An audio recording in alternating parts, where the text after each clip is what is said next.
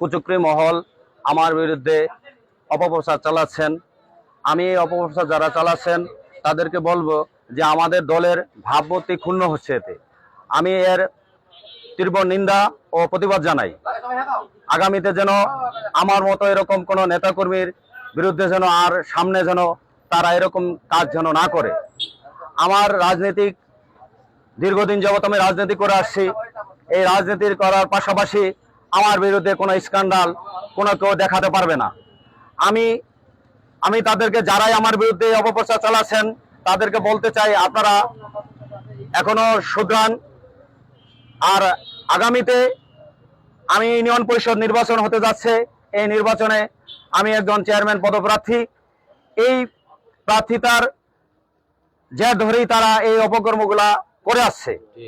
আমি আমার রাজনীতিক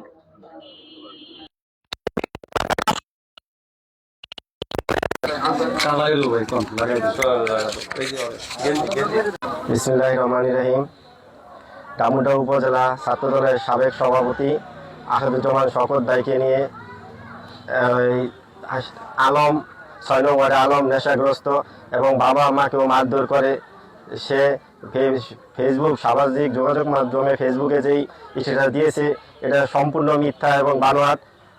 তাকে দ্রুত আইনের আওতায় এনে শাস্তির ব্যবস্থা করবেন এবং আগামীতে যেন এরকম কোনো লোক যে ফেসবুকে ভালো লোক নিয়ে এভাবে কোনো কুৎসেদ ঘটাতে না পারে, এর জন্য আপনারা সহযোগিতা সাংবাদিক ভাইরা সজাগ থাকবেন, এই বলে আমার বক্তব্য শেষ করছি।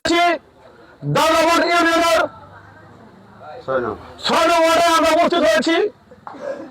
আলম মাদক ব্যবসায়ী শুধু আলম নয়, 1 থেকে 9 নম্বর পর্যন্ত অনেক আলমের দারোয়ান ইউনিয়নে রয়েছে। আমরা জানি, আপনারাও সেটা জানেন। আলম নিয়মের স্পষ্ট পরিষ্কার। আপনি যদি আপনার সন্তানকে সুরক্ষিত রাখতে হয় তাহলে এই মাদক ব্যবসায়ী কারা তাদেরকে শনাক্ত করতে হবে, তাকে আইনের আওতায় দিতে হবে। আইন কারো হাতে দিতে পারবেন না।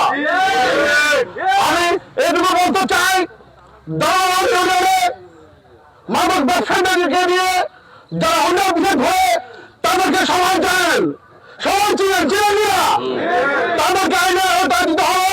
এবং আপনার সন্তান আমার সন্তান যে 2 দিন পর খাবে না কোন নিশ্চয়তা আছে? আজকে শওকত ভাই ভালো মানের মানুষ, তার সাদা মনের মানুষ, তাকে নিয়ে যে কুৎসিত বক্তব্য আলম দিয়েছে আমরা তীব্র নিন্দা জানাই এবং বিচারের আওতায় আলমকে জিজ্ঞাসাবাদ করার জন্য আইনের প্রতি এবং ইউনো মহোদয়ের প্রতি, ওসি মহোদয়ের প্রতি আমি এখন আবেদন জানাচ্ছি। শুধু আলম নয়, আরো অনেক আলম আছে, তাদেরকে আইনের আওতায় বিচারে ওদের আনা হোক, এই বলে আমার বক্তব্য শেষ করছি।